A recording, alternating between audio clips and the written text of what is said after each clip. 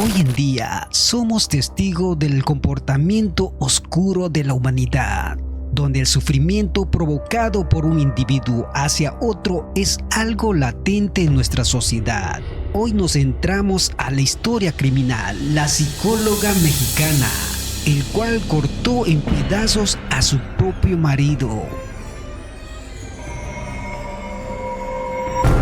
Si te gustan las historias criminales y nos ves por primera vez, suscríbete aquí en el canal. Activa la campanita de notificación para que no te pierdas nuestro próximo video. Así que hoy veremos el caso de la psicóloga mexicana. María Alejandra Lafuente Casco era una joven muy atractiva y psicóloga mexicana. Le gustaba hacer ejercicios y mantenerse en forma, aunque no se encontraron muchos datos sobre su biografía. Se supone que cuidaba mucho la apariencia de su cuerpo a menudo, ya que disfrutaba de ser bella y encantadora. Ella de cabello negro y largo, labios gruesos y los ojos con la mirada profunda. Le gustaba ir a las playas, tomar el sol para mantener el bronceado envidiable de toda una mujer. Y así María Alejandra siguió los pasos también de su padre, el cual era un psicólogo, el reconocido doctor psiquiatra Alberto Eduardo Isidro Lafuente Grimaldi. Según las reseñas que encontramos, ella sentía una gran admiración por su progenitor, y esta sería la razón principal en la que se impulsó a estudiar psicología. Luego se especializó en atender adolescentes y jóvenes con problemas de depresión, ansiedad, trastorno de comportamiento. Y su consultorio estaba ubicado en la calle Tlacotalpan, Colonia Roma Sur, de la Delegación Cuauhtémoc, en la Ciudad de México. Divorciada ella y con 2 hijos, estaba deseosa de volver a encontrar el amor y así llegar a formar nuevamente un nuevo hogar.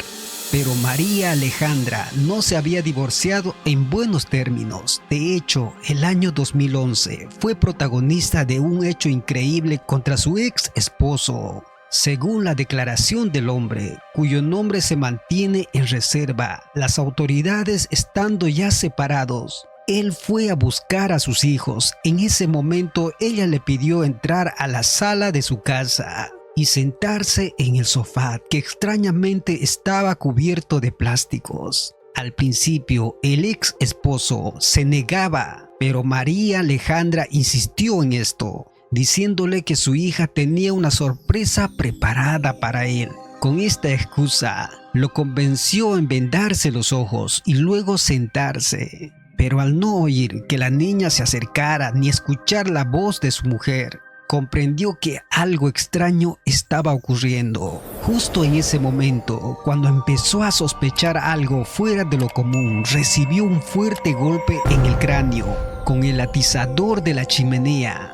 Así, el hombre se quitó inmediatamente la venda de los ojos y le pidió a su ex esposa que se calmara, pero ella continuó agrediéndolo. Cuando él intentó escapar, notó en la puerta estaba cerrado. Una vez que comprobó que estaba a su merced, María Alejandra tomó un cuchillo de la cocina, con el cual lo hirió en el abdomen y la espalda. Él, totalmente acorralado, intentó quitar el arma punzocortante de las manos de ella, pero ella le mordió el brazo. Acto seguido, intentó inyectarle una sustancia con una jeringa. Sin embargo, el hombre comenzó a forcejear hasta que logró zafarse y escapar del lugar. La hija de la pareja ya había presenciado en varias ocasiones cómo sus padres se enfrentaban violentamente. Fue testigo de todos los traumatizantes hechos en muchas noches, donde en ninguna de las ocasiones donde hubo violencia, la pareja había solicitado la intervención de las autoridades policiales. Sin embargo, esta vez fue distinto. El hombre consideró que María Alejandra había llegado demasiado lejos. Así, de esta forma, el ex esposo decidió denunciar a María Alejandra. De acuerdo con los expedientes, la psicóloga fue acusada por la Fiscalía de Homicidios de la Procuraduría de la Ciudad de México por el delito de tentativa de homicidios. María Alejandra fue llevado de esta forma a la cárcel y el juez 67º penal dictó el auto de formal prisión. Posteriormente, el homicidio se clasificó a homicidio atenuado en grado de tentativa. En el año 2012, el 14 de junio, le dictaron sentencia y debería cumplir 1 año y 4 meses en la cárcel. Sin embargo, la mujer y sus abogados se movilizaron muy rápidamente para obtener diversos beneficios. Ante esto, salió tras obtener una sustitución de pena por pago de multa, así como la suspensión condicional de la pena y la reparación de los daños materiales, el cual pagó una multa de 18.843 pesos mexicanos, equivalente actualmente a $1.109, y por reparación al daño moral 31.200 pesos, es decir, $1.836. A pesar de que obtuvo esas ventajas, los abogados defensores estaban inconformes con la resolución judicial. Alegaron que María Alejandra actuó en legítima defensa, argumentando que su ex marido la golpeaba. Entonces interpusieron un recurso de apelación en contra de la sentencia, que fue revisado por el magistrado de la 9ª Sala Penal. Y finalmente, dichos magistrados determinaron que la mujer no era penalmente responsable y ordenaron su liberación plena, es decir, levantar la pena. Al salir en libertad, María Alejandra volvió nuevamente a atender su consultorio psicológico como si nada hubiera pasado. La imagen proyectada ante la sociedad y los medios le jugó a favor, ya que se mostraba como una mujer empoderada que había sufrido una violencia de género, llegando así a obtener nueva vida y una nueva víctima. Pero de regreso en el consultorio, conoció a Alan Carrera Cuellar, un empresario mexicano de 41 años aproximadamente, alto de 1,80 m y con un peso cercano a los 95 kilos. Alan era hijo de Adrián Carrera Fuentes, exdirector de la desaparecida Policía Judicial Federal, quien había tenido una larga y exitosa carrera dentro de las fuerzas del orden. Mientras ocupaba cargos importantes, Adrián fundó varios negocios para obtener materiales de construcción, en especial azulejos. Abrió una cadena de tiendas en el sur del país, donde lo llamaron el gigante de los azulejos.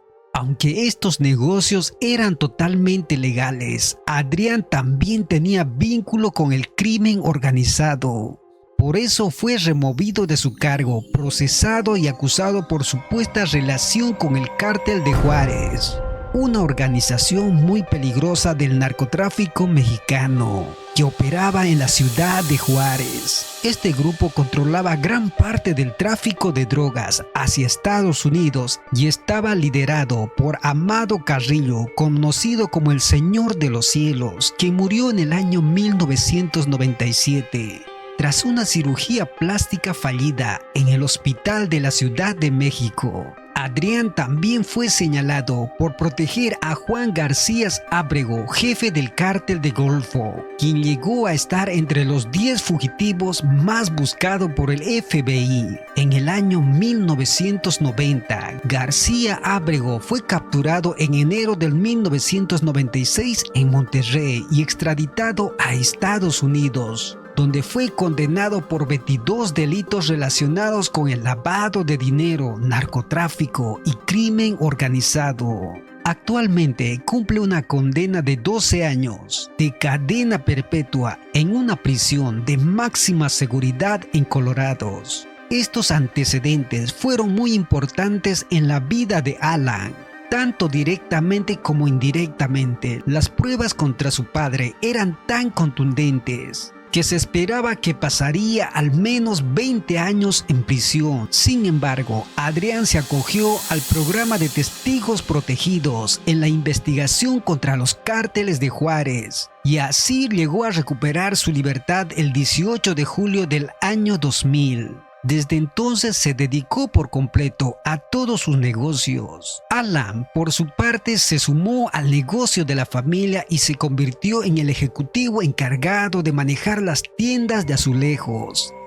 Este trabajo no solo le daba buenos ingresos, sino que también le dejaba bastante tiempo libre, aunque estaba casado y tenía una hija. En el año 2011 se divorció de esta persona. Aquel divorcio lo dejó devastado, cayó en depresión y empezó a tener muchos problemas con el alcohol. Fue en ese momento que decidió comenzar con una terapia. Y así empezó a atenderse con Alberto, el padre de María Alejandra. Al mismo tiempo, su hija adolescente, producto de su matrimonio fallido, también sufrió las consecuencias de la separación, y para ayudarla a superar este impacto emocional, el terapeuta de Alan le recomienda que la joven pueda asistir a una sesión con la psicóloga. Así, de esta manera fue como terminó tratándose con María Alejandra. Alan solía acompañar a su hija al consultorio y después de la tercera sesión, María Alejandra le pidió a la chica que le presentara a su padre. Su argumento fue puramente profesional. Le dijo que quería entrevistarse con él para avanzar mejor en la terapia. Sin embargo, era solamente una excusa. En realidad, María quería conocerlo en un plano más personal. No pasó mucho tiempo para que ambos comenzaran una relación sentimental. Cuando la adolescente se enteró, se enfureció y dejó de asistir a las consultas, pero antes enfrentó a María Alejandra por lo que había hecho. La psicóloga, lejos de sentirse culpable, la amenazó y le dijo que si se interponía en su nuevo romance le quitaría la vida. Con el pasar de las semanas, lo que empezó con salidas de momentos románticos terminó en una propuesta de matrimonio. Alan decidió comenzar una nueva vida con María Alejandra sin tener idea el oscuro pasado de ella, ni los motivos reales por qué se había separado de su ex esposo. Durante un fin de semana, en abril del año 2014, Alan visitó a su familia y presentó a María Alejandra como su nueva prometida. Les dijo que se casaría en una semana e incluso ella comentó que al parecer estaba embarazada. La boda se celebró el lunes siguiente, pero nadie de la familia Carrera Cuéllar asistió. La razón fue muy simple. No fueron invitados. Les dijeron que sería una ceremonia íntima. Solo estuvieron presentes el padre de María Alejandra, su esposa y los hijos de la pareja. Y es aquí donde ocurre el desenlace fatal para Alan, del amor al horror, en un desenlace macabro. María Alejandra, que en apariencia era perfecta, pronto mostró su verdadero rostro. Una vez casados, todo comenzó a cambiar. La relación se volvía tormentosa, aunque Alan era muy reservado y no contaba mucho. Se supo que hubo un crecimiento de violencia entre ellos. La familia de Alan nunca vio con buenos ojos su relación con María. Lo notaban más irritable, más preocupado y diferente a Alan. Por estas razones, sus seres queridos de Alan preferían mantenerse alejados de la nueva esposa de Alan. En algunos momentos, María revisaba el teléfono de Alan constantemente y supuestamente encontró mensajes comprometedoras que revelaban que él tenía una relación con otra mujer. Según ella, eso fue el colmo. Decía estar cansado de los maltratos que recibía y no pensaba en tolerar otra infidelidad en su vida. En vez de buscar una ayuda como terapia o el camino legal del divorcio, como lo había hecho más antes, tomó otra decisión: eliminar a su esposo Alan. A partir de ese momento, comenzó a planear fríamente cada paso para lograr su objetivo. Mientras tanto, Alan no parecía consciente del peligro que corría. Él seguía con su rutina de trabajo, manteniendo el contacto diario con su familia, a pesar de las diferencias entre sus seres queridos y su nueva esposa. Alan seguía muy unido a ellos. Todos los días hablaban por el WhatsApp, aunque muchos pensaban que el matrimonio había sido apresurado y aún así lo seguían apoyando los familiares, pero algo cambió de forma repentina. El 31 de octubre del año 2014 fue la última vez que Alan se comunicó con su familia. De un día para otro, todos dejaron de tener noticias de Alan. No se presentó al trabajo, ni visitó la casa de sus padres o la de su hija. Aunque respondía a algunos mensajes de texto, su forma de escribir era totalmente extraña. No atendía las llamadas telefónicas y mucho menos enviaba algún tipo de audio. El 5 de octubre del año 2014, María Alejandra puso en marcha su plan con frialdad y premeditación. Esperó a que su esposo regresara de su jornada laboral y, aprovechando la confianza que tenía, le ofreció un vaso con bebida que contenía benzodiazepinas, un fármaco utilizado para tratar la depresión y otros trastornos de ánimo. El efecto sedante del medicamento adormeció a Alan y así dificultó su movilidad. Cuando se aseguró que estaba completamente dormido, María Alejandra no dudó ni un momento, tomó un cuchillo de la cocina y lo apuñaló en el abdomen, acabando así con la vida de su esposo Alan. A continuación ideó un plan para deshacerse del cuerpo. Lo colocó en el suelo de la habitación y, usando una sierra eléctrica, empezó a desmembrar el cadáver, reduciendo a trozos más manejables, el cual pudo guardarlos en las bolsas de plásticos. Una vez guardado el torso en una de las bolsas y las extremidades en otras, aunque sin las manos ni los pies para poder transportarlas, metió ambas bolsas dentro de las maletas de color rojo y los restos que podrían ayudar a identificarlos, como la cabeza, los pies y las manos, los metió en otra bolsa muy aparte y los llegó a esconder en el congelador de la cocina. Cerca a las 12:45 de la mañana, María Alejandra llamó a los vigilantes del conjunto residencial donde vivía, en la colonia del Valle Tepepán, en la Ciudad de México. Les pidió ayudar para subir las maletas a su camioneta, diciéndoles que era un equipo de cirugía de su padre, que necesitaba ser trasladado al hospital por una emergencia el cual tenía. En esos momentos, los guardias notaron nerviosa y desconcertada, pero ella insistió en su historia. En esos momentos, los guardias notaron el nervio y la desconcertación de la mujer, pero ella insistía en la historia que decía: a las 4:18 de la mañana regresa a su casa y no salió más. Durante todo ese tiempo, dispersó las bolsas de los restos humanos de Alan en los diferentes puntos de la ciudad. Al regresar, cambió las cerraduras de las puertas y le dijo a los vigilantes que se iría de viaje con su esposo. Así llegaron a pasar las horas. El 6 de noviembre del año 2014, la policía encontró un torso sin extremidades superiores en la esquina de la calle Anahuac y Quintana Roo, en la colonia Roma Sur, delegación de Cuauhtémoc.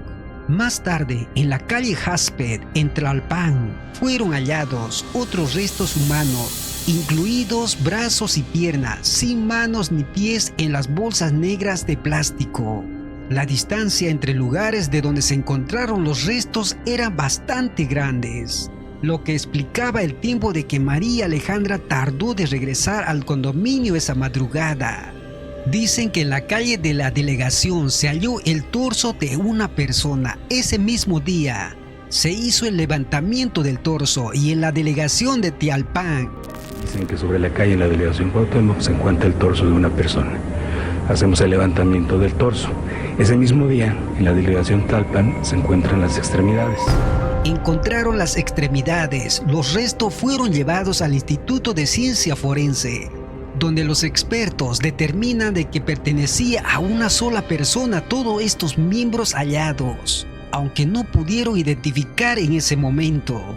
Para distraer a la familia de Alan y evitar alertar a la policía, María Alejandra usó el teléfono móvil de su esposo, enviando un mensaje de saludos y respondiendo a todos los mensajes recibidos, lo que le permitió ganar un poco más de tiempo y mantener así la falsa apariencia de que Alan aún estaba bien. de manera que pudo organizar un plan para evitar que la culpabilidad recayera sobre él, tal como lo hizo en su relación anterior. Los hermanos de Alan y su hija recibieron mensajes de WhatsApp en los que supuestamente él les decía que lamentaba haberse casado y que había comenzado una nueva relación con otra mujer. Y otro mensaje que era contradictorio decía que él le gustaba estar solo, y en algunos mensajes mencionaba que él estaba de viaje. Mientras tanto, Alberto, el padre de María Alejandra, empezó a llamar a la familia de Alan para preguntar por su paradero, ya que llevaba días sin tener noticia de su hija. Más tarde volvió a llamar a los padres de Alan para informarles que había encontrado a María Alejandra y que estaba en tratamiento en el Instituto Nacional de Psiquiatría, buscando ayuda por la depresión causada por la supuesta infidelidad de Alan. También mencionó que María Alejandra estaba paranoica, creyendo que la policía lo quería arrestar, lo que justificaba su internamiento. Con el pasar de los meses y al llegar diciembre, un mes con gran carga emocional para la reunión familiar, los familiares de Alan decidieron ir a su casa para poder verlo. Sin embargo, María Alejandra se adelantó y les dijo que no estarían en su casa porque se habían ido de vacaciones improvisadas. Así esta historia no les llegó a convencerlos, especialmente después de la llamada de Alberto, confirmando de que ella estaba en tratamiento psiquiátrico en la ciudad. Preocupados, la familia acudió a la policía, denunció la desaparición de Alan. A los pocos días, las autoridades comenzaron a vincular el reporte con el hallazgo recientemente de los restos de una persona. Los fiscales de la Procuraduría, junto con el personal del Centro de Atención para Personas Extraviadas o Ausentes, cruzaron informaciones, comparando las características de los restos humanos con los reportes de personas desaparecidas que coincidían físicamente, y finalmente el cuerpo de Alan fue identificado por su familia. Los oficiales decidieron inspeccionar la casa de la pareja y al llegar allí encontraron a María Alejandra. Los detectives la llevaron de inmediato a la comisaría y obtuvieron una orden para registrar la casa. Cuando tuvieron la autorización, revisaron el lugar en busca de pruebas, llegando así a encontrar la cabeza, los pies y las manos de Alan. Durante la inspección también encontraron el resto de sangres en el baño y en una de las habitaciones.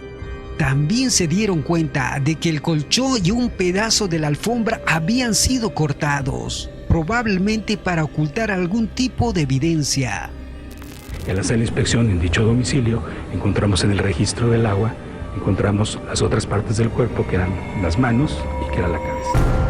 Se determinó que en esos objetos María Alejandra había colocado parte del cuerpo de Alan.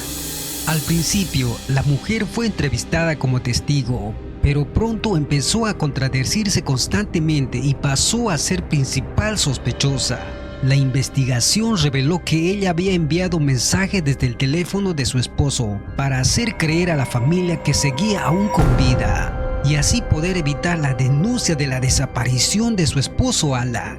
María Alejandra aseguró que no sabía nada de Alan, que llevaba varios días sin verlo y que solo comunicaban por mensajes, aprovechando su profesión como psicóloga, tratando de demostrar su inocencia, mostrando una ficha de ingreso a una clínica psiquiátrica, marcada con los días de la desaparición de su esposo. Inicialmente negó cualquier responsabilidad, pero el cuerpo de Alan hablaba por sí mismo. Los forenses determinaron que tenía una herida letal en el abdomen, causada por un objeto punzocortante. Además, encontraron que el cuerpo fue fragmentado después de la muerte. El análisis de los forenses también revelaba que Alan había muerto entre la noche del 5 de noviembre y la madrugada del día siguiente. Toda esta evidencia, encontrada en la casa de la pareja y en los lugares donde se hallaron los restos, los investigadores pudieron vincular a María Alejandra con la muerte de su esposo Alan. Los testimonios de los testigos, la bitácora de seguridad del edificio y la información sobre la pesada maleta que ella pidió que subieran a su vehículo fueron cruciales para los investigadores. Además, la hija de Alan y su hermana confirmaron que la psicóloga había amenazado a los jóvenes con matarlos si se oponían en su relación a inicios con su padre. Aunque trató de evadir estas responsabilidades internándose en el centro psiquiátrico, los exámenes demostraron que María no padecía de ningún tipo de enfermedad mental. Finalmente, la mujer confesó el crimen, alegando que lo cometió debido a la violencia familiar que ella sufría supuestamente. Así, el 10 de diciembre del año 2014, el juez Juan Carlos Ortiz Camacho dictó prisión preventiva para María Alejandra por homicidio en razón de parentesco. Después de su arresto, fue trasladado al Centro Femenil de Readaptación Social en Santa Marta de Acatitla, en la Ciudad de México. Surgieron las sospechas de que podría haber cometido otro tipo de delitos más graves, como el hallazgo de una cabeza humana y un brazo en el año 2012 cerca de su casa. También se especuló que su padre Alberto podría haberle ayudado a encubrir el crimen y planificar aún el asesinato con un móvil económico, ya que se había despojado a Alan de varios de sus bienes a lo largo de los años. A pesar de la sospecha, la justicia no pudo concretar la investigación sobre el posible involucramiento de Alberto. Después de 8 años, el 5 de septiembre del año 2022, la Fiscalía General de la Justicia de Ciudad de México anunció la sentencia para María Alejandra. Fue condenada a 46 años y 6 meses de prisión por homicidio y por el respeto de los cadáveres, un castigo sin precedente en la justicia mexicana moderna. Tras la condena definitiva, María Alejandra no tiene derecho a que se revise su sentencia ni solicitar medidas suavizantes con su condena. También fue obligada a pagar una compensación económica por los daños y los gastos funerarios y perdió todos sus derechos políticos. María Alejandra Lafuente fue una persona estratégica que parece haber aprovechado la influencia y el respaldo de su padre para actuar sin restricción y así llevar a cabo sus agresiones. Logró evadir el castigo por el ataque a su primer esposo, manipulando la situación para presentarse como una víctima de maltrato, utilizando sus habilidades de persuasión y su mente calculadora. 3 años después volvió a actuar, esta vez contra su segundo marido, con una frialdad sorprendente. Ideó su plan, incluso simuló una enfermedad mental para poder evitar responsabilidades. Esta vez sus acciones fueron demasiado extremo y no pudo evitar una condena severa por la justicia. Y así llegamos a la recta final de esta historia, la psicóloga mexicana asesina. Termino con esta frase: la mente humana es capaz de alcanzar niveles de oscuridad imaginables, pero la justicia siempre encontrará su camino, aunque tarde, pero puede llegar. El caso de María Alejandra Lafuente nos recuerda que aunque el crimen se esconda entre manipulaciones y engaños, la verdad siempre emerge y con ella el peso de la justicia. Así llegamos a la recta final con este escalofriante caso. Si quieres seguir explorando historias criminales y descubrir más detalles sobre casos impactantes, no te olvides, suscríbete aquí en el canal y activa la campanita de notificación para que no te pierdas nuestra próxima historia criminal. Yo soy Mr. Ariel. Nos vemos hasta el próximo crimen.